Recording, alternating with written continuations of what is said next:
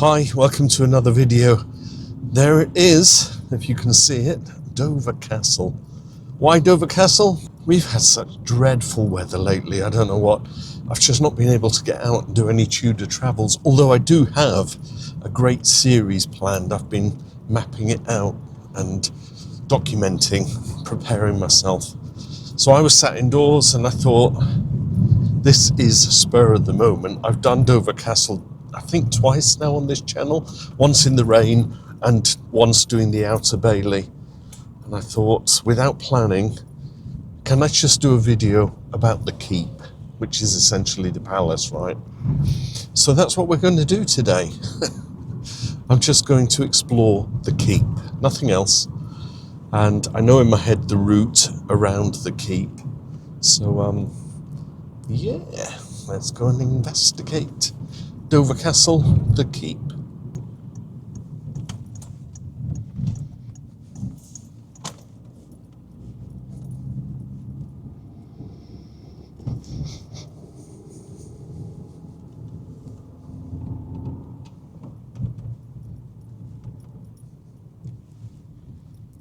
I should just wave my card at her. We have the green light. Go, go, go. Watch out for pedestrianis though, because they could be walking all over the place. Always like this part, driving up through the portcullis.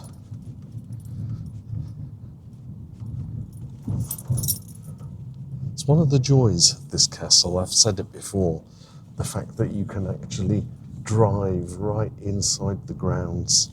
I bet you can't do this at Bamborough Castle. Yeah, why don't you just stop in the middle of the road?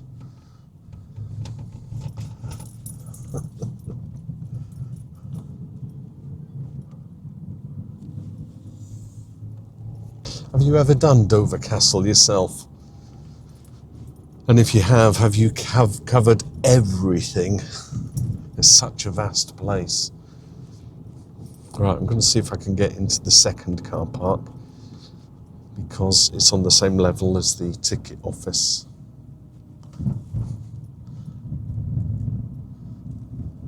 Middle car park, it says. But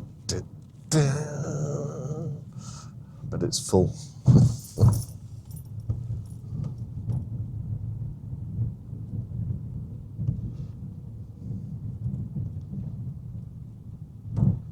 I thought I'd be cheeky and park somewhere really close to the door. I suppose I can't get any closer than this, can I? And it's not even a disabled, so all good.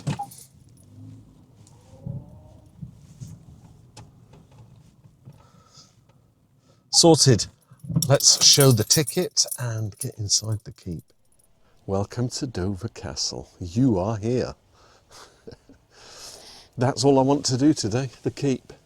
This place is so vast and you could spend hours walking around. So in my previous video I did most of it, including the Outer Bailey, and discovered some new things, but yeah, we're doing the keep. So if you do come here and you want to do the whole day, you can do the early history with the Pharos, the Roman lighthouse. You've got the medieval Dover, Dover defences, Dover at war, get into the war tunnels, it's fascinating. Garrison life, I just asked the lady about that, and she said they will eventually renovate it if they get the money. But that's what we're doing today, the Grand Tower, or the Great Tower. So, and I think that's what it's all about, that we've had this really bleak weather. It's just not been pleasant enough to get out and do any footage. But I thought to myself, without much planning, what can we do that's potentially indoors? It's been raining all morning, it's dry now, so I could have gone and done a village walk or something. But yeah, we can go inside the keep, it's indoors, and we can look out over the scenery. But for today, the keep.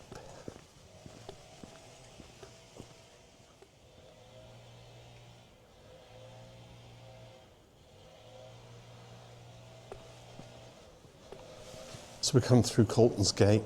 This is the perimeter of the Outer Bailey, and then we'll get into the Inner Bailey.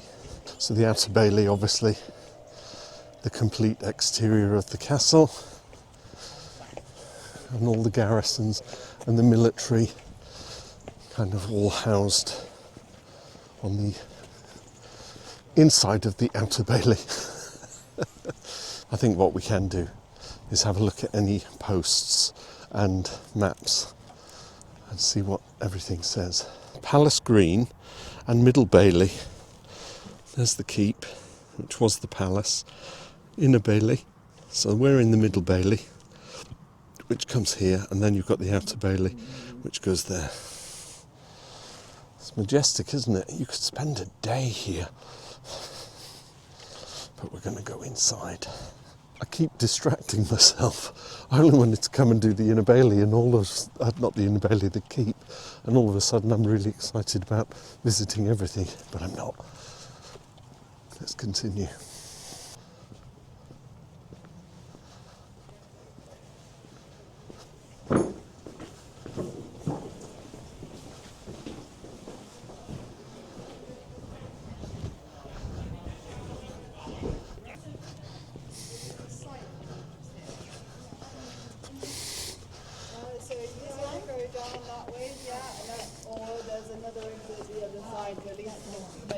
There's no I think what we'll actually do is try and discover every little crevice. Is it called a crevice or a crevice?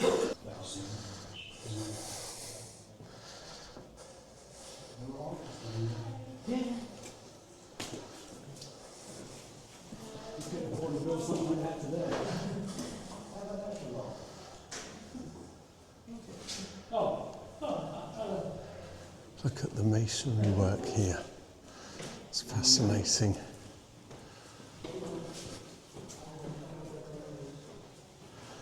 A little chapel entrance. And here we have loads of graffiti. I love this.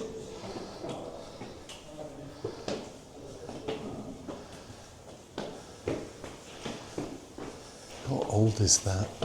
1712 there. I wonder what the oldest is. There's one, 1706, look. All right.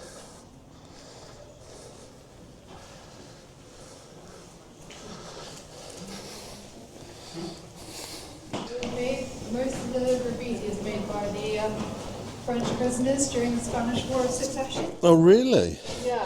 So they brought the prisoners and held them here then? I suppose in the tunnels, is that where they held them? Or Well, in here. okay. So when you see, like, so this one here, like 1707. Yeah. They're all the French prisoners. They were high value prisoners. Okay. Yeah. There's a lot more on the inside there. That's who's made. Is there any? Has anyone ever identified the oldest kind of etching? I'm not sure. You have to ask inside. Okay. But yeah, there's an anatomy if you notice there's lots. It's just fascinating, isn't it? Because we're touching history here. Yeah. Not only is this, 1100s that it was built? Yeah, 1100s. But you've got all the history still creeping out. Yeah, that's what's so amazing about Dover Castle is that it was used from 1179 right up to the 50s. That's why there's why it's in such good condition. Yeah, of It course. was maintained as opposed to rebuilt. Because, of course, even during World War II. Yes, yeah. Yeah. Wonderful, thank you.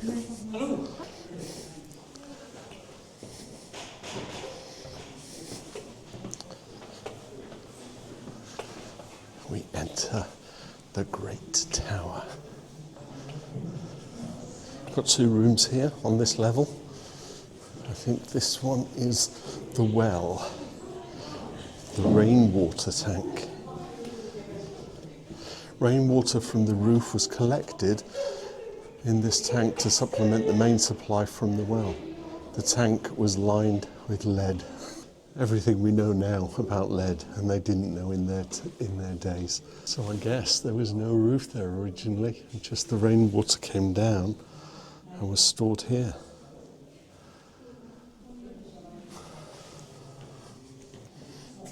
Some kind of room. You have to give credit to the English heritage because they try and give you these authentic give you an authentic feel, don't they? Shields and hats. I think there was a time you could lift these hats up and try them on. Fascinating. So maybe the gatehouse keeper or something. This was their room. Right, let's go and have a look at this, I think is the Great Hall. Or am I supposed to go left and look up there?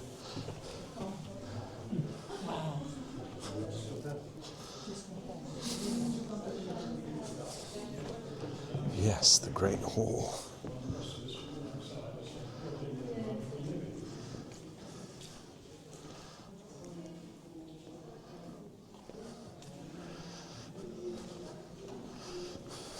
Almost want to take the throne. They don't call me King Tudor for nothing. Come, my people, give me your ear. And some of them are gathering.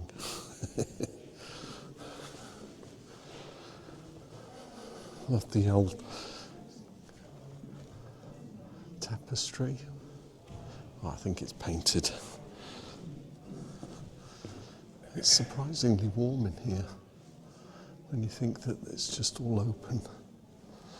Right, let's go behind the king's throne. I think we go through here to the chapel.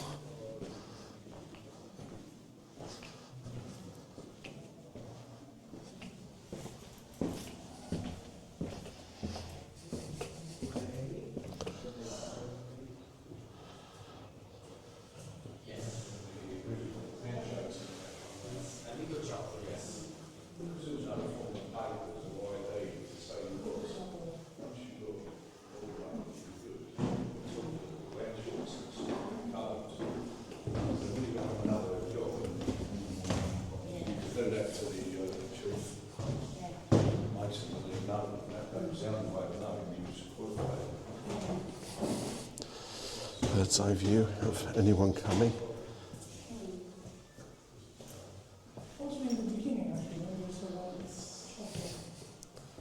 And another chapel.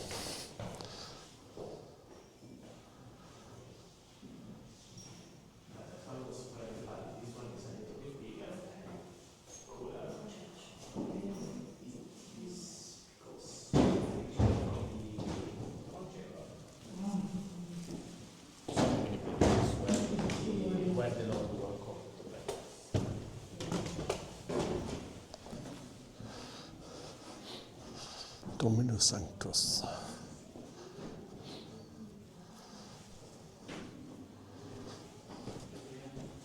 Some more inscriptions on the wall here. It's just always been done, hasn't it? It's not just a modern thing. Ah, the crown jewels. Now I think this comes out into the king's bedchamber, but I want to come out that way, so we'll go back through here. And we'll go in from the entrance down here.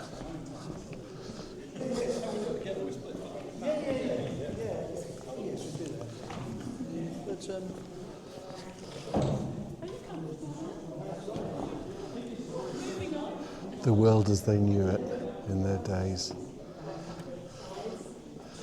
Can we identify where we are on this map? That says Europa.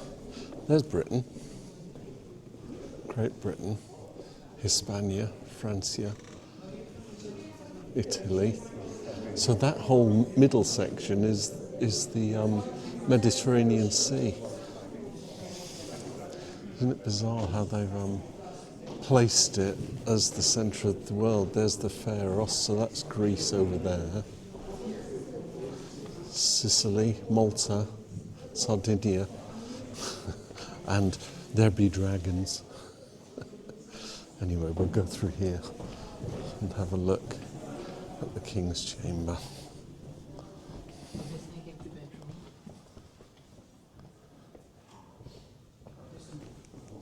Now, she did say that the fire was burning, but maybe the fire's burning upstairs. So this looks like backgammon. So this is the King's Chamber.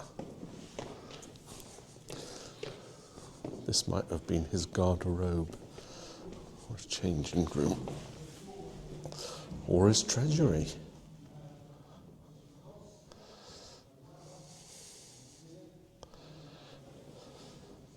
Look at all the letters in there.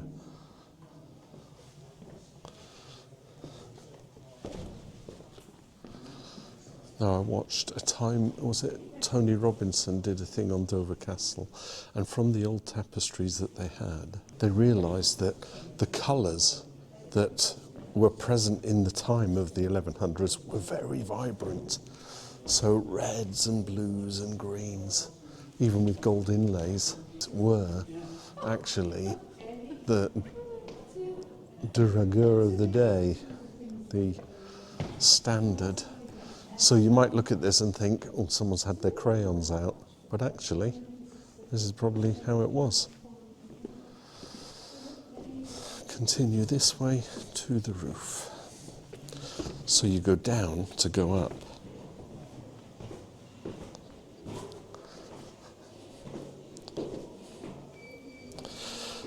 Now, someone did tell me that the levels here,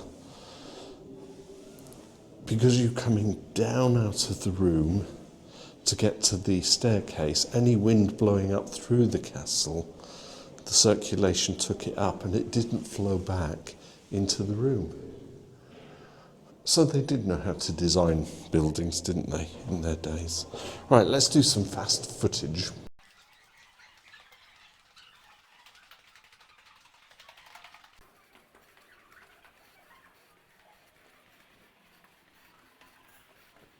I can't actually work out what the purpose of the top of the keep would be for, other than kind of a military lookout so that you could see if anybody was invading. Unless they had summer barbecues up here. The king on a hot sunny day. Fire up the barbecue. I fancy some roast hog. So we got the southeast view. We can see the Inner Bailey. We can see the Inner Bailey Wall, the barracks, East Battery, St Mary de Castro, that's the church with the lighthouse, Roman Pharos, Colton's Gate, which is what we came in, the barracks, formerly the medieval lodging, just see it creeping out there, Palace Gate, which is down there. Oh, what a lovely view. The Palace Green, which is the Middle Bailey, and the barracks. You can see how bleak it looks out there, can't you? The sun's trying to come in. There's a cruise liner. Who wants to come to a cruise to, where are we? Dover. I only live here. Let's have a look at this side. Shakespeare Cliff. Probably won't be able to see it, but Dungeness is down that way somewhere. Look at that weather. There's rain coming, isn't there?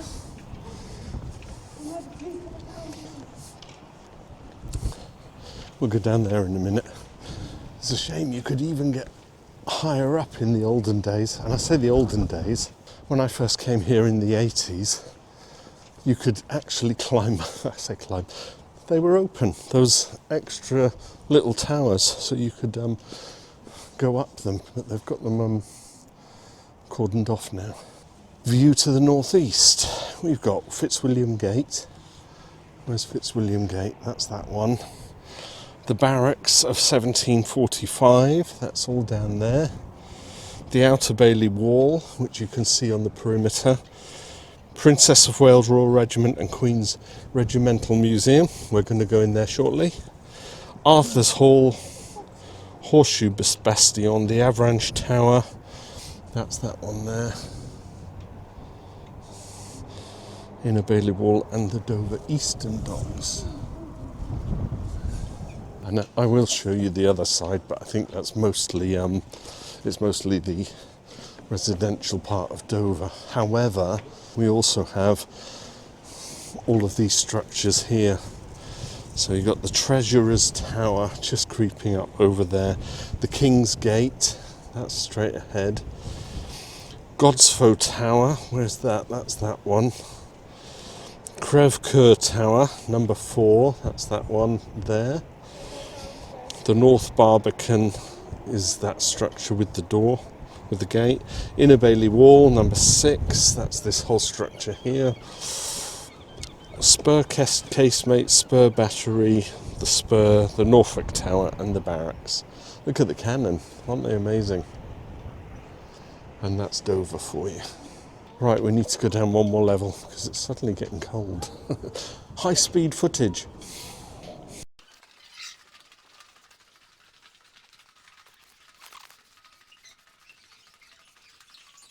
Oh, we have another room. Oh, and it feels really warm in here. It's lovely.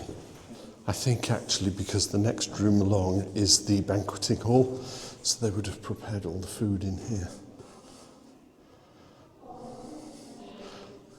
The drinks cabinet.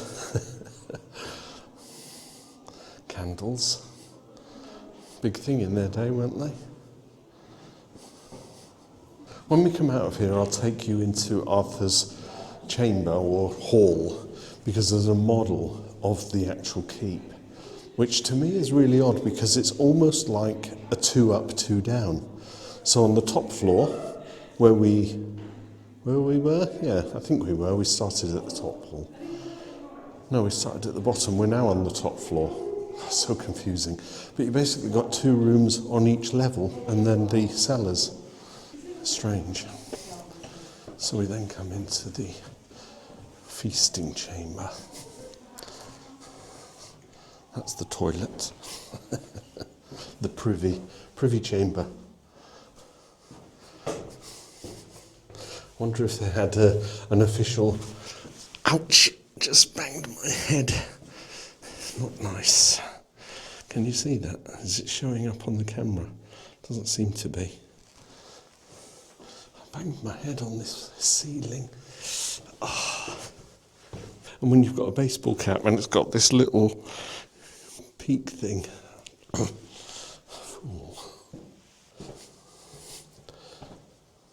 Lovely. The feasting chamber, or the feasting hall. King sat at his big table at the end.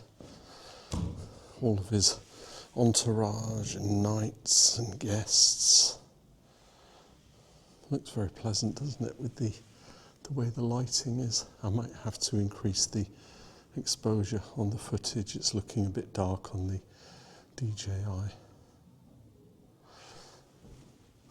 And then you've got the Queen and her children's chamber.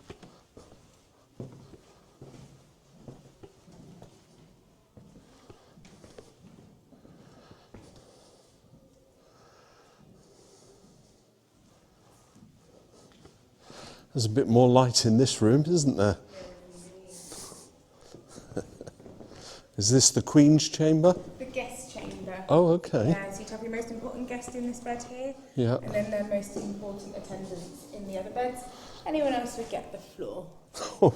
Yeah, if you were lucky, you'd get a bedroll on the floor. If not, you might get a little sprinkling of hay or straw. Okay. But you would find maybe 25 to 30 people asleep in here. Really, as many as that? Privacy in the 12th century didn't exist like it does for us today. There wasn't much such a thing as privacy at this level of society. And, you know, royalty throughout the ages, the Queen couldn't even give birth in private. Oh, yeah. Because they needed to make sure that the heir had actually come from the Queen. Oh, really?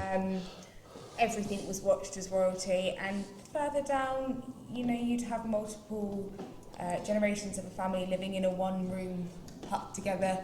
You'd see each other in various states of undress all the time. There was no privacy like we have now. It's a fairly modern thing, the way that we look at private lives and private time. And I think that's probably an indicator of society now versus then. What we consider to be my personal space, step back, that wasn't a thing then. They didn't have a choice. No.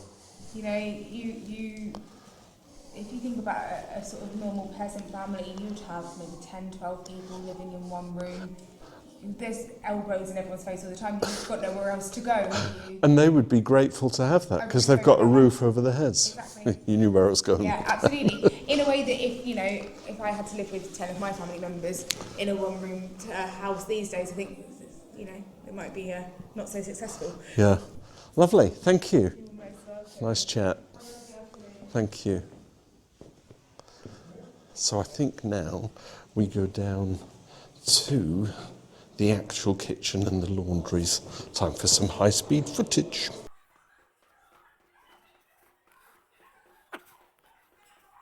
It wasn't as bad as I thought.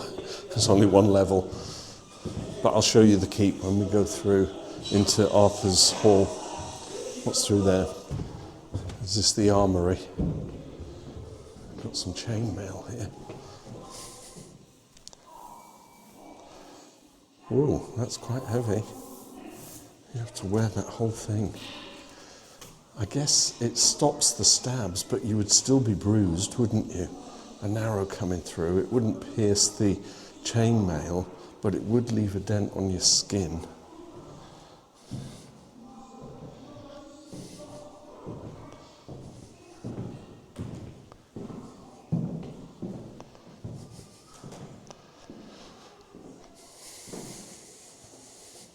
Implements of the day. Maybe they had a blacksmith and he forged here. But just as the girl was saying, everything was functional and everything was purposeful, if that makes sense. They would utilise what they had and they didn't think anything worse of it or that it wasn't sufficient or enough, like we would today, you know? We don't want to work with old technology. Saying that, you know, at what stage did... I saw a documentary recently about Killiecrankie, the Battle of Killiecrankie up in Scotland, and it was the switchover of muskets versus axes and swords. So that was the turning point in terms of warfare, where no longer people were using bows and arrows and crossbows because the musket had come in. So there's always a turning point, I think is what I'm saying. Right, we've got some sound effects going on here. This is the kitchen. Should we go down and investigate the kitchen?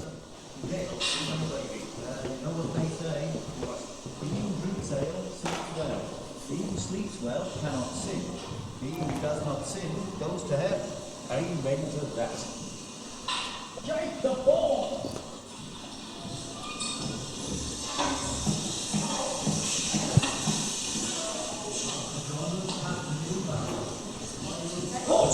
Not as hot as your little backside the thing went on through with you, lad. Now get turning. Where's that keeper of the spits gone? I've done the connings, Matt. Now I need the chickens. What was that doing? I told Jake to roast him for you till they be through, Matt. He's gone to get them. That's right. Then draw the breastbone out, save the flesh and the skin whole. I'll boil the eggs. That's right. Good. There's Jake. How old was the ball, Jake? The boys are near done, Master Matthew. There, have a fist up case now. What's he done first? Sergeant of the minute.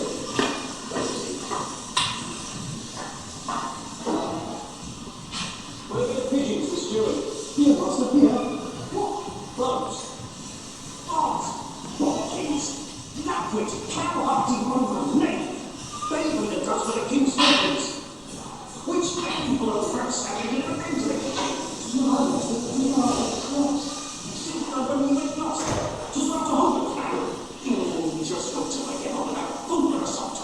There's no pleasing anyone, is there, Sam? Oh, slap me around the arse. Which takes us out to the exit. Say goodbye to the kitchens. Fascinating. So actually they've got many, many other little routes that we could explore if they were open. That probably comes down from where we went before, where we were coming down. And yet another little area. Flour, some kind of vegetables. That might have been the oven, look. Because they've got all these breads here. Uncooked, in the oven, and then cooked. So that's it, we come out of that was the whole keep. Fascinating. Let me just show you Arthur's Hall quickly, because there's a model of the keep. We can have a quick look at the layout of the floors and actually the fact that there's only 2 rooms on each of the floors. I think there's only 3 floors just in here.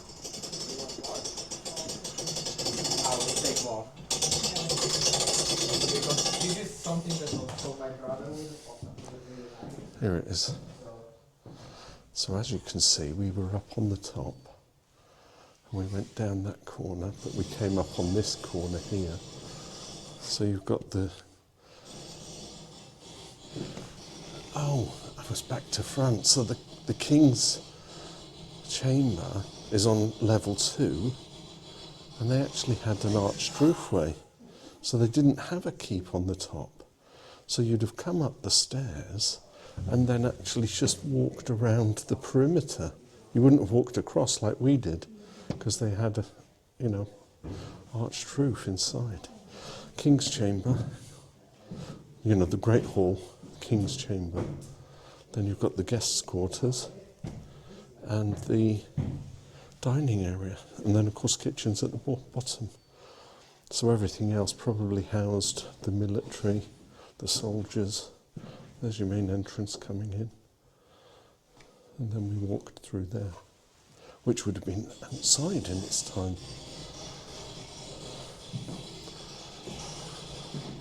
Just give you a quick look at Arthur's Hall. Normally they've got a show running here, and you can watch the history of the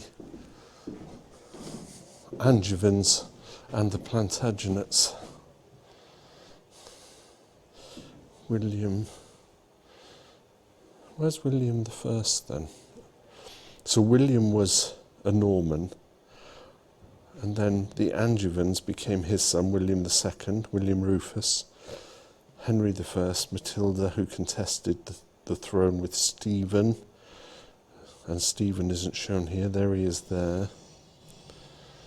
William, Henry, Stephen, Henry, Richard, I'm going backwards, Richard, John, and then Henry III. In terms of the lineage of the kings of England, William, Henry, Stephen, Henry, Richard, John, you see all the other members of the Angevins and the Plantagenets who perhaps fought or contested the throne. Anyway, I'm going to take us in here because I think just a little stroll around the Princess of Wales Royal Regiment and Queen's Regiment. My old brother-in-law was a member of the Queen's. He got shot in Northern Ireland. What I'm going to do, I'm not going to talk because they've got audio and sound effects and everything. So I'm just going to film it, POV forward, just take it in.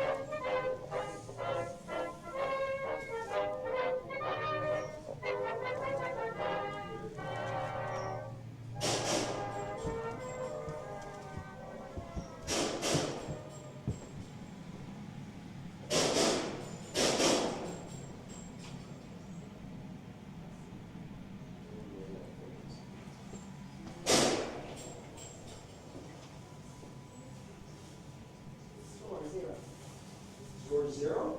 Nice. On that. Urban fighting.